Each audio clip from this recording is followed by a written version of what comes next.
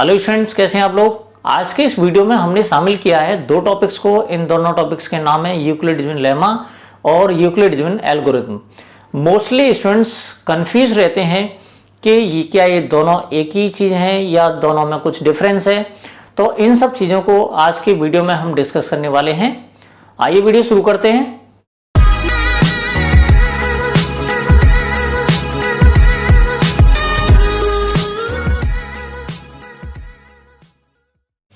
आइए हम टॉपिक को बहुत ही बेसिक कॉन्सेप्ट से स्टार्ट करते हैं, और जब बेसिक कॉन्सेप्ट्स हमारे क्लियर होंगे तो पूरा टॉपिक हमारा अच्छी तरह से समझ में आ जाएगा। तो सबसे पहले हम यहाँ पर एक एग्जांपल ले रहे हैं 12 और 6। अगर हम 12 को 6 से डिवाइड करते हैं तो 6 2 जा 12, रिमाइंडर हमें 0 मिलता है। अगर हम 6 से 13 को डिवाइड करते हैं तो 6 2 जा 12, माइनस करने पर रिमाइंडर हमें 1 मिल रहा है।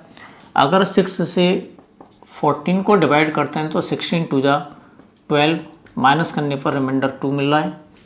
अगर 6 से हम 15 को डिवाइड करते हैं तो 6 2 जा 12, माइनस करने पर 3 मिल रहा है।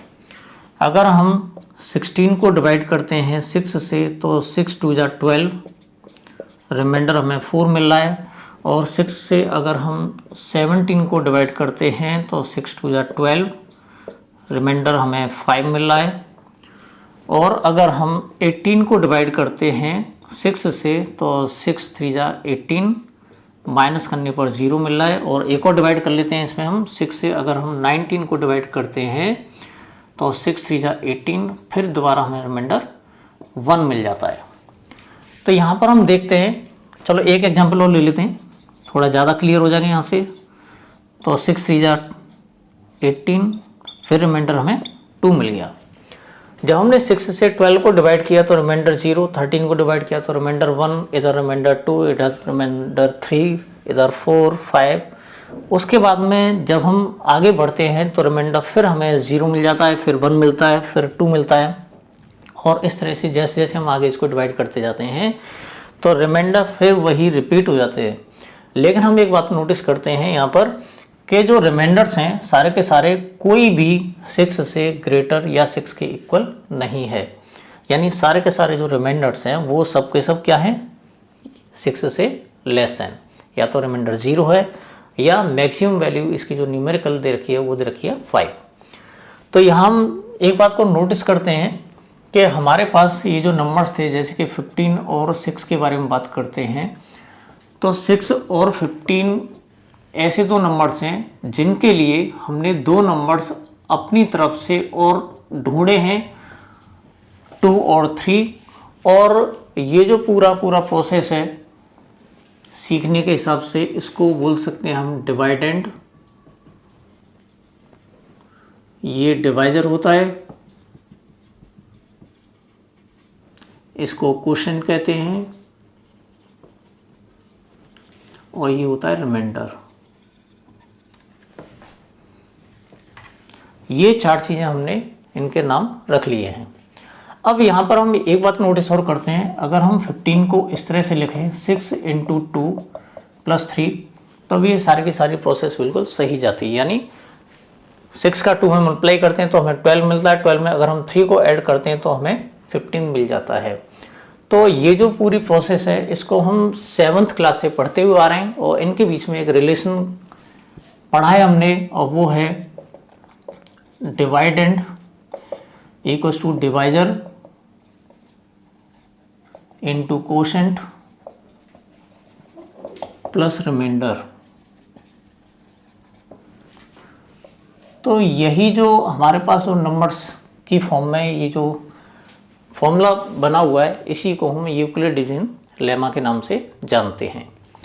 उसमें ये बताया गया है कि अगर हम किसी नंबर को दूसरे नंबर से हम डिवाइड करें तो हमें 2 नंबर्स और मिलते हैं, और ये जो 4 नंबर्स हमें मिले हैं उनके बीच में ये रिलेशन होता है। इसके साथ साथ ये भी बताया गया है कि हमें जो रिमाइंडर मिलता है वो या तो 0 होगा या 0 से बड़ा होगा, लेकिन हमेशा ध्यान रखना कि वो जो नंबर रिमाइंडर होगा वो हमेशा डिवाइजर से स्मॉलर होगा। इसी को थोड़ा सा हम डिटेल में आगे पढ़ लेते हैं। मैं समझता हूँ कि अब आपको यूक्लिड डिवीजन लेमा का जो कॉन्सेप्ट है वो बिल्कुल क्लियर हो जाएगा। तो यूक्लिड डिवीजन लेमा में बेसिकली कहा गया है कि given positive integers a and b, हमारे पास कोई दो पॉजिटिव इंटीजर्स हैं a और b, there exist unique integers q and r satisfying, यानी दो इंटीजर्स और हैं हमारे पास इस तरह के a equals to B Q plus R को सेटिस्फाई करते हैं, जहां पर r की जो वैल्यू होगी या तो 0 होगी या 0 से ग्रेटर होगी लेकिन लेस देन b होगी। अब यहाँ पर ये जो a equals to B Q plus R हमने ये जो कॉन्सेप्ट लिया है, इसका बेसिक ये है जो हमने अभी थोड़ी देर पहले बताया, dividend equals to divisor into quotient plus remainder. यहाँ पर ये जो डिवाइडेंड है वो a है, जो डिवाइजर है वो b है, और इधर कोशेंट वो q है, और ये जो रिमाइंडर है उसने r से रिप्रेजेंट किया है।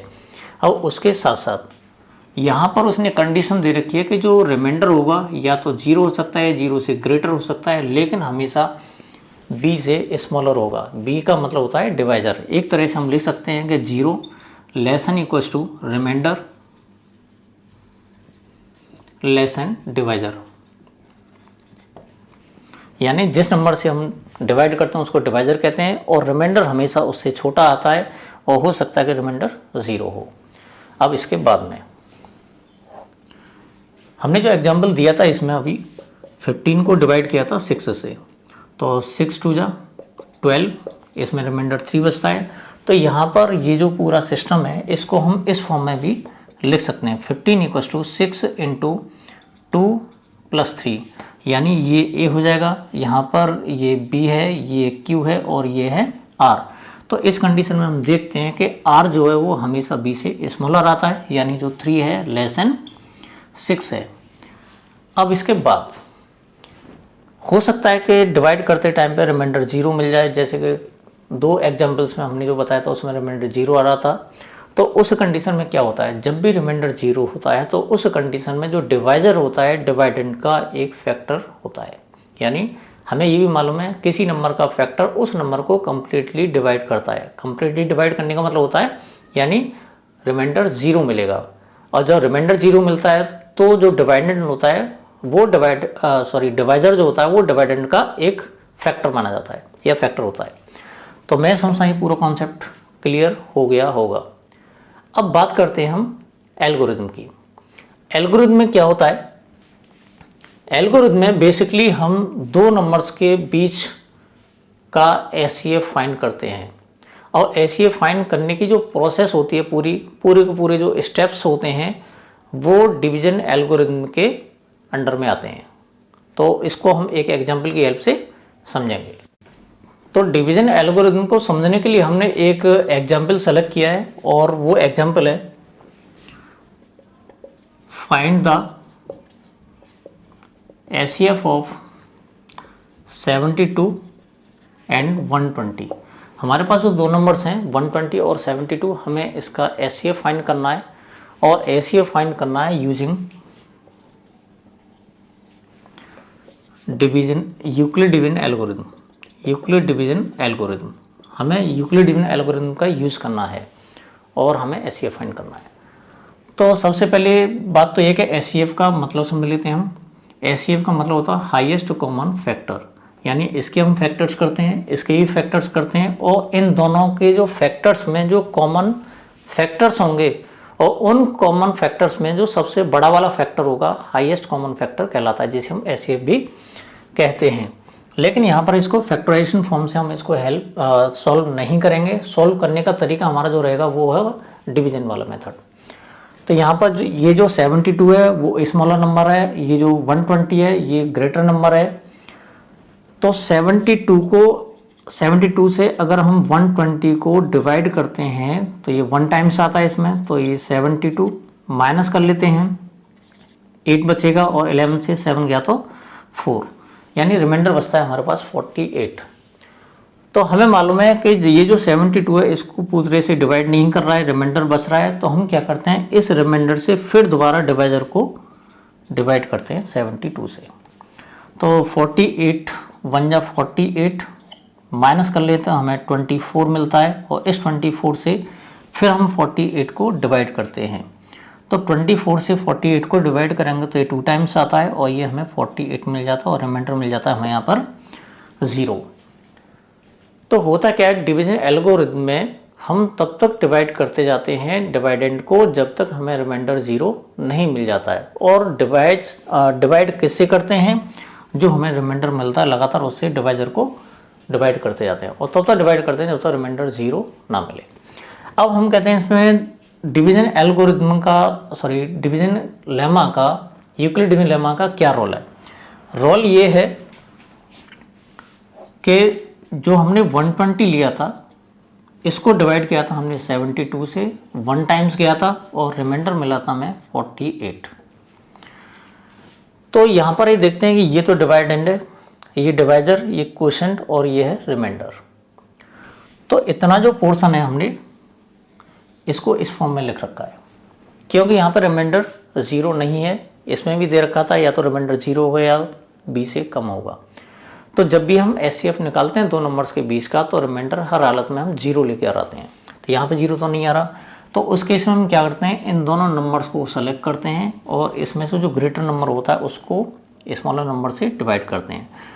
तो सी बात है कि जो स्मॉलर नंबर होगा वो 48 ही होगा, क्योंकि रिमाइंडर हमेशा इससे छोटा होगा। ये डिवाइजर है और ये रिमाइंडर, तो रिमाइंडर हमेशा छोटा होगा। तो नेक्स्ट स्टेप में इसको हम डिवाइडेंड बना लेते हैं, इसको डिवाइजर बना लेते हैं। और जब हमने 72 को डिवाइड किया था 48 से, तो 1 टाइम्स किया था प्लस और रिमाइंडर मिला था हमें 24।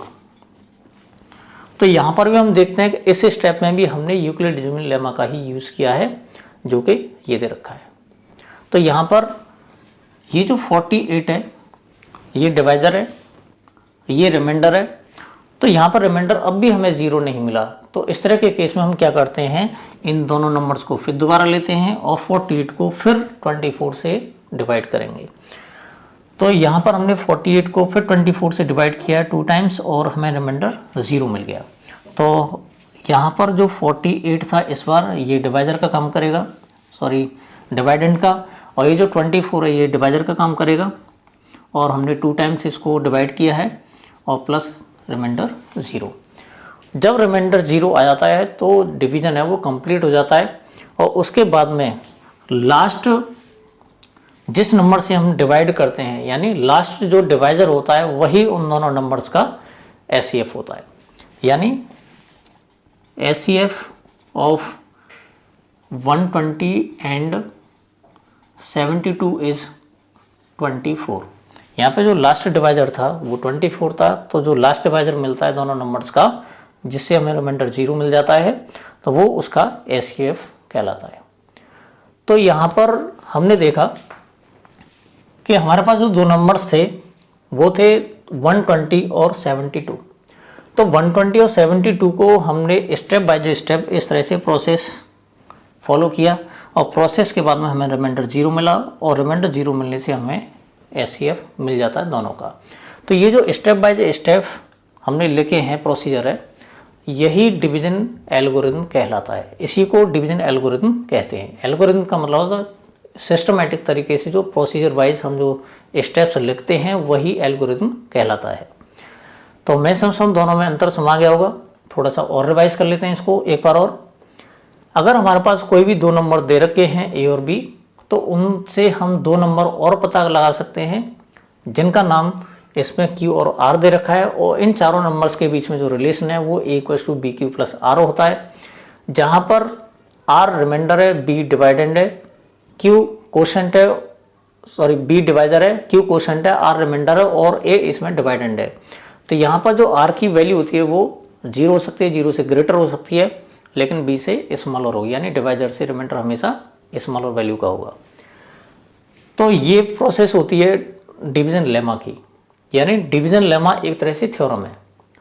थ्योरम क्या है? इन चारों नंबर्स के बीच में एक रिलेशन दे रखा है, उस रिलेशन के थ्रू सिस्टमेटिक वे में स्टेप बाय स्टेप हम दो नंबर्स का जो एचसीएफ निकालते हैं, तो उस सिस्टमेटिक वे को या उस प्रोसीजर को हम डिवीजन एल्गोरिथम के नाम से जानते हैं। मैं समझता हूँ पूरा टॉपिक समझ में आ गया होगा।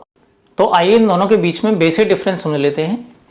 तो देखिए, यूक्लिड डिवीजन लेमा, जिसे हम यूक्लिड डिवीजन थ्योरम के नाम से भी जानते हैं, हालांकि थ्योरम ही है, तो थ्योरम ऑलरेडी प्रूवन स्टेटमेंट होता है, तो इस वजह से जो लेमा है वो भी प्रूवन स्टेटमेंट होगा। A lemma is a proven statement used for proving another statement, यानी लेमा एक ऐसा स्टेटमेंट होता है जो पहले से ही प्रूव्ड होता है और वो किसी दूसरे स्टेटमेंट को प्रूव करने के काम में आता है, यानी दूसरे स्टेटमेंट को प्रूव करने में हेल्प करता है।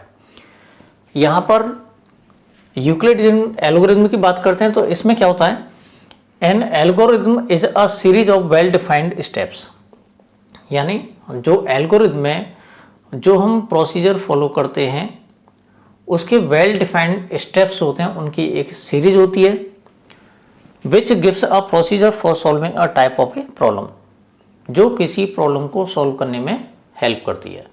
तो यहाँ पर हम देखते हैं कि अभी हमने 72 और 120 का जो एचसीएफ निकाला था वो निकाला था हमने यूक्लिड डिवीजन एल्गोरिथम की हेल्प से, यानी इसके जो स्टेप्स हमने लिखे थे 120 equal to 72 multiply by 1 plus 48, और उसके बाद में 48 equal to 72 equal to 48 into 1 plus 24, और फिर उसके बाद में 48 इक्वल टू 24 इंटू 2 प्लस 0। ये जो स्टेप्स थे सारे के सारे वो सब थे यूक्लिड डिवीजन एल्गोरिथम, लेकिन हर एक जो स्टेप था वो लिखा हुआ था यूक्लिड डिवीजन लेमा की फॉर्म में। तो मैं समझता हूँ ये पूरा टॉपिक आज का सारा कुछ समझ में आ गया होगा। अब आगे आने वाली वीडियो में हम बात करेंगे एचसीएफ ऑफ टू नंबर्स, जो कि हम फाइंड करेंगे यूक्लिड डिवीजन एल्गोरिथम की हेल्प से। तो हमने यूक्लिड डिवीजन लेमा और यूक्लिड डिवीजन एल्गोरिथम के बीच का जो बेसिक डिफरेंस है वो समझ लिया है। आइए अब हम यूक्लिड डिवीजन एल्गोरिथम की हेल्प से किस तरह से दो नंबर्स के बीच का एचसीएफ फाइंड करते हैं वो सब हम इसमें टॉपिक वाइज सीखेंगे। तो इस पूरे प्रोसीजर को हमने 4 स्टेप्स में डिवाइड कर रखा है। To obtain the HCF of positive integers c and d with c greater than d we have to follow these steps. अगर हमारे पास दो नंबर्स c और d हैं जहां पर कंडीशन दे रखी है कि c d से ग्रेटर है, तो हम जो स्टेप्स फॉलो करते हैं वो ये हैं। Apply Euclid division lemma to c and d, यानी हम c और d के बीच में यूक्लिड डिवीजन लेमा का इस्तेमाल करेंगे। उसके बाद to find the numbers q and r, और हमें दो नंबर्स इसकी हेल्प से मिल जाते हैं q और r, और कंडीशन ये होगी कि c equal to D Q plus r where 0 less than equal to r less than equal to d। यहाँ पर ये जो c होगा वो डिवाइडेंड होगा, d डिवाइजर होगा, q क्वोशेंट होगा और r जो होगा वो रिमाइंडर होगा। और हम ये भी जानते हैं कि रिमाइंडर 0 हो सकता है या 0 से बड़ा होगा, लेकिन डिवाइजर से हमेशा छोटा होगा। ये पहला प्रोसीजर है। जब हम उसको डिवाइड करते हैं तो डिवाइड करने के बाद में हम ये देखते हैं दूसरे स्टेप में, अगर रिमाइंडर हमें 0 मिलता है, अगर हमें रिमाइंडर 0 मिलता है तो उस कंडीशन में जो d होगा वो c और d का एचसीएफ होगा। d होगा डिवाइजर और c होगा यहाँ पर डिवाइडेंड, यानी जब हम c को d से डिवाइड करते हैं, अगर हमें रिमाइंडर 0 मिल जाता है तो उस कंडीशन में d और c का जो एचसीएफ होगा वो d होगा, यानी जो स्मॉलर नंबर है जिसे हम डिवाइड कर रहे हैं वो उसका एचसीएफ होता है। इसके बाद थर्ड कंडीशन क्या है, if r not equal to 0, अगर r की वैल्यू 0 के इक्वल नहीं आती, यानी रिमाइंडर हमें 0 नहीं मिलता है, तो उसके बाद में apply Euclid division lemma to d and r। d यहाँ पर क्या चीज़ है, ये है डिवाइजर और r था रिमाइंडर। तो हम क्या करते हैं, जो पहला वाला जो डिवाइडेंड था उसको हम इग्नोर करते हैं, तो हमें नया डिवाइडेंड मिल जाता है d, और डिवाइजर जो मिलेगा वो मिलेगा r। यानी हमारे पास ये दो नंबर्स हैं d और r, जहाँ पर r स्मॉलर होगा d से, तो हम d को डिवाइड करेंगे स्मॉलर नंबर r से। उसके बाद में अगर हम d को डिवाइड करते हैं r से, डिवीजन यूक्लिड डिवीजन लेमा का इस्तेमाल करने के बाद तो continue the process till the remainder is 0। तो हम क्या करते हैं, आर से जब डी को डिवाइड करते हैं तो हो सकता है कि रिमाइंडर हमें 0 मिल जाए और हो सकता है कि रिमाइंडर 0 ना मिले। तो इस प्रोसेस को हम तब तक फॉलो करते हैं जब तक हमें रिमाइंडर 0 नहीं मिल जाता है। तो जैसे ही रिमाइंडर 0 मिलता है तो जो लास्ट डिवाइजर होता है वही शुरुआत के जो नंबर्स हमने लिए थे सी और डी का एचसीएफ माना जाता है।